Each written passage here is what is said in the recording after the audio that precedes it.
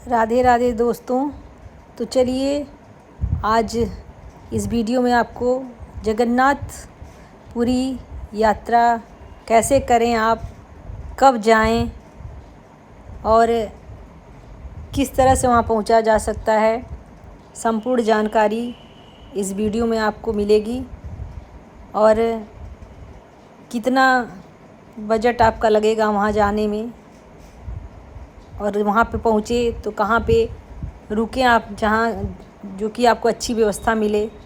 तो इस सारा सब कुछ इस संपूर्ण जानकारी जगन्नाथपुरी यात्रा से संबंधित सब है इस वीडियो में। तो वीडियो पूरा देखें। अगर आप मेरे इस चैनल पे नए हैं और मेरे चैनल को सब्सक्राइब अभी तक ना किए हों तो मेरे चैनल को सब्सक्राइब कर लें। अब बेल आइकन को भी प्रेस कर दें ताकि आगे भी आपको नोटिफिकेशन मिलता रहे, और अच्छे अच्छे तीर्थ स्थलों का आपको दर्शन कराते रहेंगे। तो वीडियो अच्छा लगे तो लाइक करना ना भूलें। तो चलिए बात करते हैं जगन्नाथपुरी यात्रा की। जैसा कि हम लोग अभी जल्द ही गए, तो वहाँ पे जो वहाँ की व्यवस्था थी बहुत ही सुंदर व्यवस्था हो गई है। हम लोग तो कभी अभी कम से कम 8 साल पहले जब गए थे तो इतना भव्य उस समय व्यवस्था नहीं थी। अब 8 साल बाद हम लोग जब वहाँ पे गए हैं तो कॉरिडोर इतना सुंदर मंदिर का बन गया है, और रुकने की भी व्यवस्था हर जगह बड़ी अच्छी हो गई है। तो इस वीडियो में आपको पूरा जानकारी मिलेगा। तो चलिए बात करते हैं कि पहले जगन्नाथपुरी यात्रा करने के लिए सबसे उचित समय कौन सा है। तो क्योंकि जगन्नाथपुरी समुद्री एरिया में है, और तो यहाँ का मौसम जो है कि लगभग हमेशा गर्म रहता है। तो कोशिश करें कि अगर आप नवंबर से लेकर मार्च तक यहाँ की यात्रा करना चाहते हैं तो सबसे बेस्ट समय है। नहीं तो उसके बाद से तो यहाँ काफ़ी गर्मी पड़ने लगती है। तो यात्रा अगर आप करना चाहते हैं कि मौसम थोड़ा अच्छा रहे तो आप नवंबर से लेकर मार्च तक के बीच में ही जगन्नाथपुरी यात्रा करने का अपना जो है तैयारी करें। और इसके बाद से अगर जगन्नाथ जी यात्रा जा रहे हैं करने तो एक या 2 दिन और एक्स्ट्रा लेके वहाँ जाएं, क्योंकि वहाँ पे बीचेस बहुत अच्छे अच्छे हैं। तो एक दिन तो दर्शन पूजा में चला जाता है, फिर दूसरे दिन आप समुद्र बीच घूमें। और वहीं के पास 30-35 किलोमीटर दूरी पे ही कोणार्क मंदिर है, लिंगराज महादेव का मंदिर है। मेरे नेक्स्ट वीडियो में आपको कोणार्क सूर्य मंदिर का भी पूरा वीडियो आपको संपूर्ण जानकारी के साथ कि वह मंदिर किसने बनवाया था और कब बना था, सब कुछ उस वीडियो में आपको देखने को मिलेगा। तो इसमें बात करते हैं कि आप किस तरह से जगन्नाथपुरी जा सकते हैं। तो जगन्नाथपुरी जाने के लिए हवाई यात्रा भी है और रेल मार्ग भी है। तो आप अपनी सुविधा के अनुसार यात्रा कर सकते हैं। कम बजट है आपका तो आप रेल मार्ग से जा सकते हैं, और अगर जल्दी जाके आना है तो आप हवाई यात्रा करके भी आप 2 दिन में ही जगन्नाथपुरी की यात्रा दर्शन करके घूम के अपने घर आ सकते हैं। तो जिस तरह से आपकी सुविधा हो। हम लोग तो हवाई मार्ग से गए, 2 दिन की हम लोग की यात्रा थी। बड़ा ही सुंदर दृश्य वहाँ पे। अगर 2 दिन आप रुकेंगे तब शाम के समय मंदिर के प्रांगण की लाइटिंग और सुंदरता को देख सकते हैं। हम लोग तो एक बार रात में पहुँचे, तुरंत पहले प्रभु जगन्नाथ जी के मंदिर प्रांगण में गए, वहाँ दर्शन किए। एक हम लोग के पंडित जी हैं, उनके माध्यम से वहाँ पे हम लोगों ने दर्शन किया, पूजा किया। फिर सुबह अपने जहाँ पे हम लोग रुके थे, हम लोग तो मंदिर से 3-4 किलोमीटर की दूरी पे एक रिज़ॉर्ट है, एक स्थान है, उसका नाम था सी साइड, कृष्णा सी साइड। मतलब वहाँ से समुद्र की दूरी लगभग 200-300 मीटर की दूरी पे समुद्र था। तो हम लोग विपुल रिज़ॉर्ट में रुके थे। बड़ी ही अच्छी व्यवस्था थी विपुल रिज़ॉर्ट की। तो आप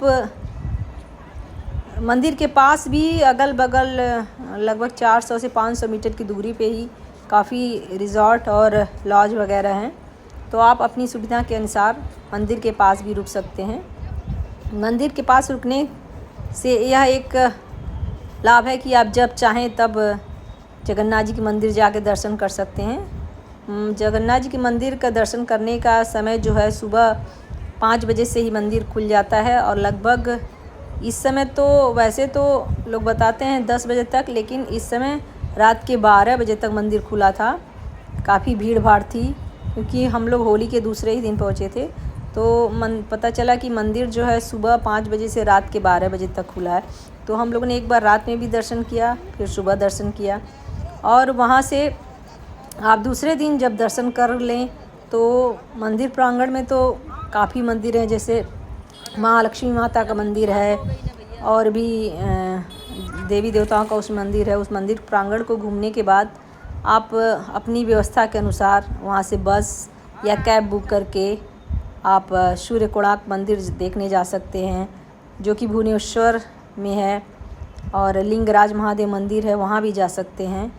और दिन में दोपहर में तो नहीं, लेकिन क्योंकि दोपहर में तो वहाँ पे काफ़ी गर्म मौसम हो जाता है, तो आप लगभग 3 बजे के पास आप जहाँ भी रुके हैं वहाँ से कैब या कुछ बुक करके आप एक जो बीच था स्वर्ग द्वार के पास, गोल्डन बीच, बहुत सुंदर बीच है वहाँ पे।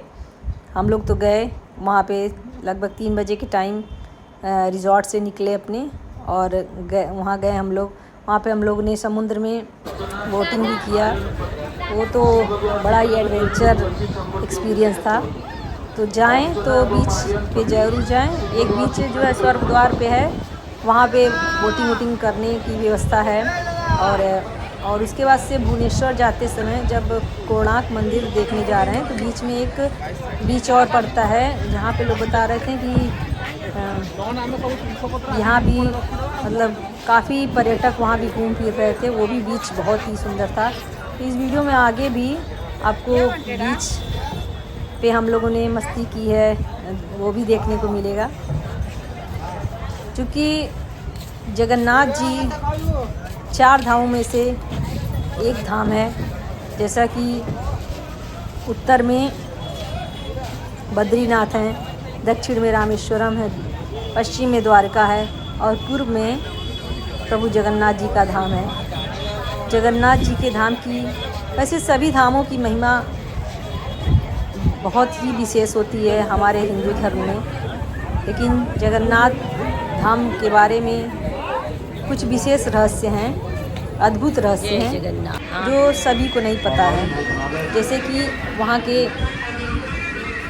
एक रहस्य, अद्भुत रहस्य है कि प्रत्येक 12 वर्षों में इस प्रतिमा को फिर नए काष्ठ से बनाया जाता है। और वहाँ के पंडा जी बता रहे थे कि वो जो भी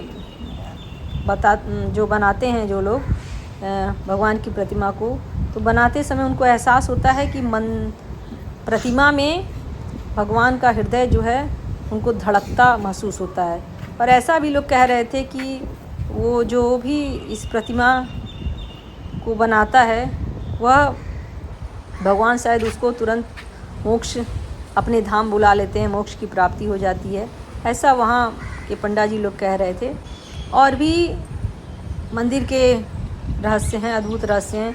मंदिर में जाने के लिए 4 द्वार हैं, चारों दिशाओं में 4 द्वार हैं। हम लोगों ने वहाँ पहुँच के चारों द्वारों का दर्शन किया बारी बारी। और एक रहस्य ये भी बता रहे थे कि वहाँ के भोजन में किसी प्रकार का तेल मसाला किसी चीज़ का प्रयोग नहीं किया जाता है। इतने ज़्यादा सहयोग करने वाले लोग माँ अन्नपूर्णा की रसोई में, लोग बता रहे थे कि माँ अन्नपूर्णा स्वयं वहाँ प्रतिदिन आती हैं उस रसोई में जगन्नाथ जी के। और एक के ऊपर एक हम लोगों ने जाकर रसोई घर में देखा तो 7 घड़े एक के ऊपर एक रखे हुए थे। और बता रहे थे कि सबसे पहला ऊपर वाला जो है घड़ा का भोजन सबसे पहले पकता है। और वहाँ के पंडा जी ये भी बताया कि जब हम लोगों ने भोजन ग्रहण किया, इतना स्वाद भोजन का, और भोजन करने के बाद तो जैसे लग रहा था कि एकदम अमृत ही पा लिए हैं हम लोग। और वो ये एक विशेष जानकारी ये भी बताया कि इसमें नमक भी अलग से नहीं पड़ता है। इतना मीठा और इतना स्वादिष्ट भोजन बस। और वो लोग बता रहे थे कि इसको चलाया भी नहीं जाता है। भोजन बनाने के बाद बस वैसे उतार के भोग प्रभु को लगाने के बाद सब में वितरित कर दिया जाता है। यहाँ पे देखिए चलते हैं ये वो स्थान है जहाँ पे प्रभु जगन्नाथ जी जब कुंती बुआ से आए मिलने, तो यहाँ पे उन्होंने अपना चरण धुला था इसी सरोवर में। यहाँ के मान्यता है कि इस जल का अपने शरीर पे छिड़काव करने से शरीर के तमाम तरह के कष्ट दूर हो जाते हैं।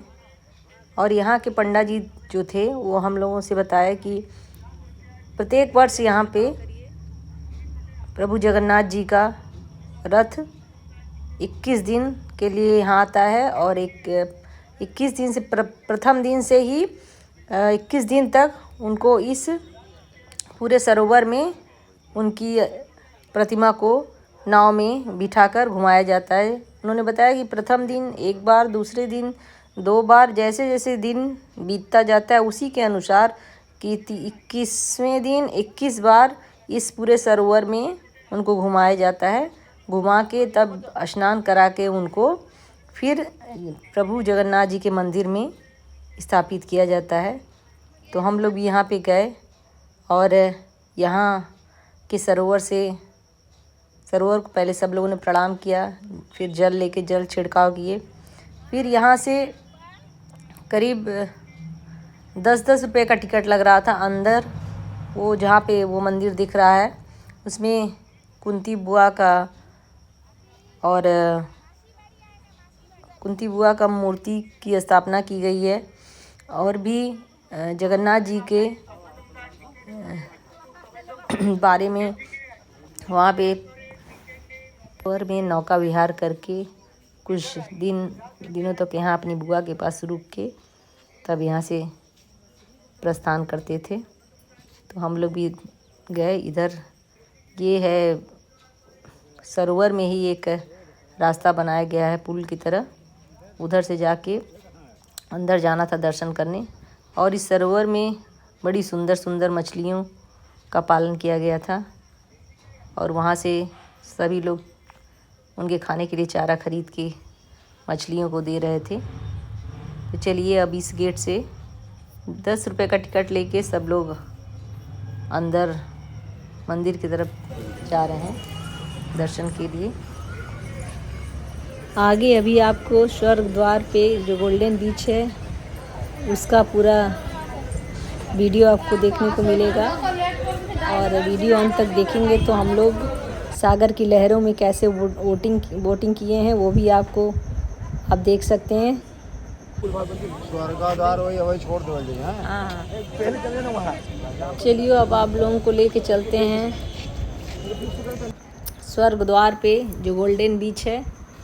समुद्र की लहरों को देख के तो इतना आनंद आ रहा था कि लग रहा था कि बस वहीं रुके रहो। और समुद्र जैसे कुछ कहने की कोशिश कर रहे थे समुद्र देवता। तो वहाँ पे इतनी अच्छी हवा चल रही थी कि जाके वहाँ पे गर्मी का एहसास ही जैसे नहीं हो रहा था। वैसे तो और जगह धूप के मारे बहुत गर्मी लग रही थी। तो हम लोग काफ़ी देर तक वहाँ रुके, वहाँ नारियल पानी पिया गया। फिर उसके बाद से समुद्र की लहरों में हम लोगों ने बोटिंग भी की।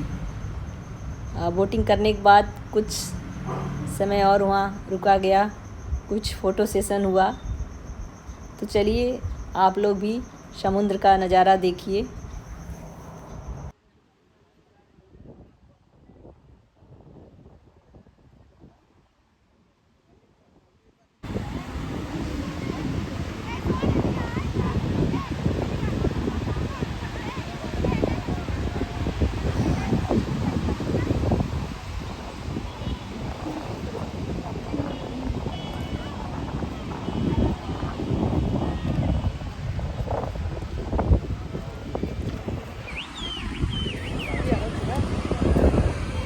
चलिए, पैर तो धंस जा रहा है।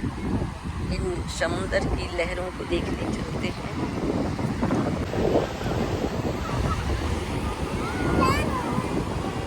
कहाँ गए लोग?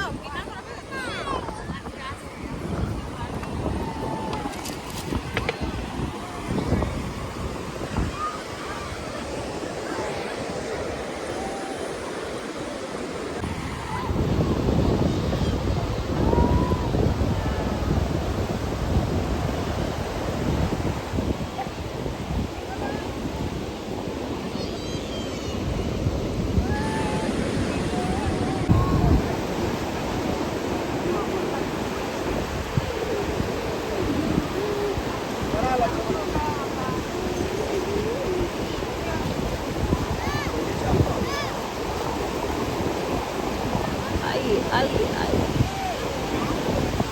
चलिए, हो गया लैला मजनू। कितना लोग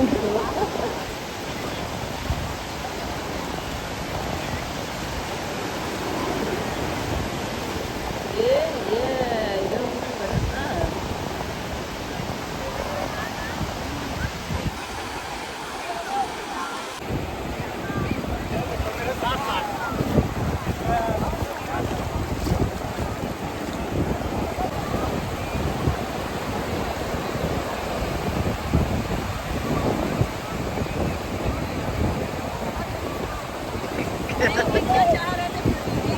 हो गया इधर नमकीन और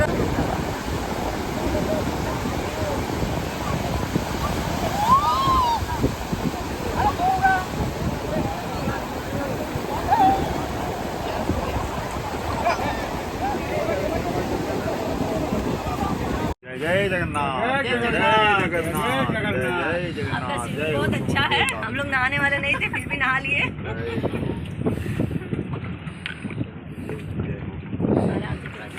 धीरे धीरे बनाइए, घुमाइए नहीं, घुमाइए नहीं। एक फोटो भी ले लीजिए। जो जगन्नाथ मंदिर है ना, वो आपको पानी को ऊपर से दिखाई देगा। देखो जितना आया ना, उतना अंदर लेके जाके जगन्नाथ मंदिर दिखाई देगा।